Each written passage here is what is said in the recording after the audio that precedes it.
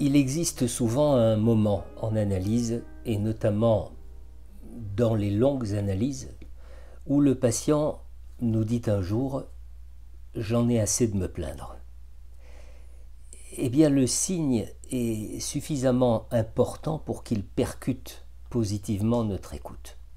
Voilà donc le sujet conscient qu'il vit dans une purée de plaintes, qu'il s'y complaît depuis longtemps et que soudain cette colle, cette glu dans laquelle il jouit littéralement lui donne envie de s'en extraire. Et donc, lui donne déjà l'envie d'autre chose que la plainte. Mais quoi? On ne le sait pas encore.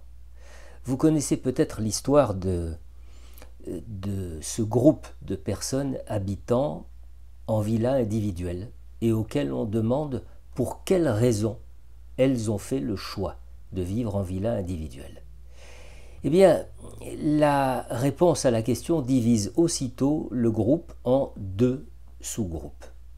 Les uns répondent qu'ils tiennent à leur indépendance, à leur autonomie, ils s'occupent de leur petit jardin, ils bricolent dans leur garage, ils repeignent les volets tous les ans, etc., etc. Les autres répondent que c'est parce qu'ils ne supportent pas de vivre en collectif. Avoir quelqu'un au-dessus, au-dessous, à gauche, à droite, entendre les bruits de tous ses voisins. C'est-à-dire qu'un premier groupe se dirige vers quelque chose de désirable, alors que l'autre groupe s'éloigne de quelque chose de désagréable. Et pourtant, ils se retrouvent tous à faire le choix de vivre dans une villa individuelle, mais pas pour les mêmes raisons. Eh bien, pour le j'en ai assez de me plaindre, c'est exactement pareil. Il est important d'entendre si un désir a éclos qui mobilise la libido du sujet et le met en mouvement vers l'objet de son désir, ou bien si l'analysant ne trouve plus d'attrait, disons de jouissance, à demeurer dans la plainte. Et pour entendre ça, écoutez ce qui vient juste après le « j'en ai assez de me plaindre ». Qu'est-ce que nous entendons?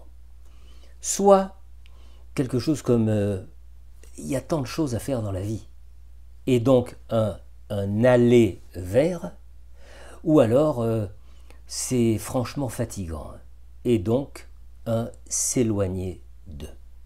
Et l'on sait alors sur quel tremplin se trouve le patient, quel est le ressort qui le met en mouvement, ce qui a fait venir la lassitude d'être dans la plainte. Le travail de l'analyse a-t-il permis au patient de réaliser un franchissement? Est-ce que le fleuve libido s'est remis à couler avec un beau débit et en direction d'un objet particulier à investir?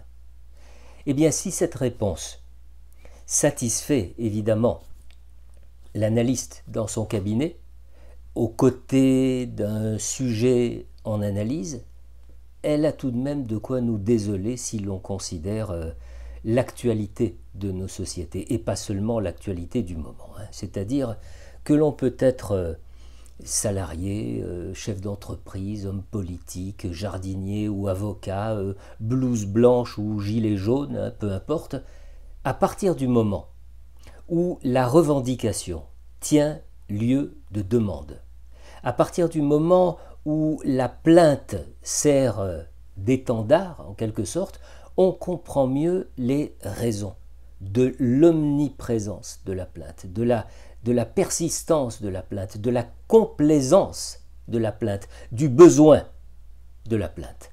Pour obtenir quoi en retour? Eh bien, un peu d'attention, de compassion, de soutien, de compréhension, de reconnaissance, d'étayage, et même si la demande porte bien évidemment sur autre chose. On se dit alors, quand même, qu'il est impossible que ce soit chez chacun et chacune de ces personnes l'expression d'une résurgence infantile. On se dit que si l'on a des responsabilités, si on a su impulser quelque chose, une famille, une entreprise, un projet, peu importe, si on a su créer quelque chose, si l'on veille sur ses enfants, ses salariés, ses administrés, ses clients, à l'image d'un parent adulte qui veille sur ses enfants, alors comment serait-il possible que la plainte soit encore l'expression d'une demande infantile? Eh bien, si. Si, parce que derrière le parent apparent, il reste l'enfant. Il reste l'enfant désemparé qui appelle à l'aide. Et c'est cet appel qui nous montre que l'adulte n'est pas tout à fait là, qu'il n'est pas tout à fait advenu, que l'enfance crie encore dans son berceau pour solliciter les soins de sa mère. Mais alors, n'y a-t-il pas un moment où l'enfant doit grandir, où il doit se séparer de ses parents et assumer seul son destin, quelle que soit la figure qui représente le parent dans sa vie?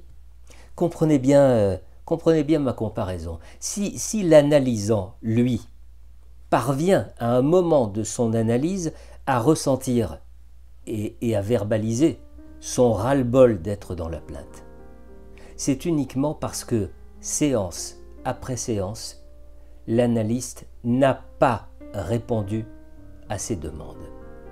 C'est l'absence de réponse qui lui a permis de se rendre compte qu'il est seul et que c'est seul qu'il doit s'en sortir.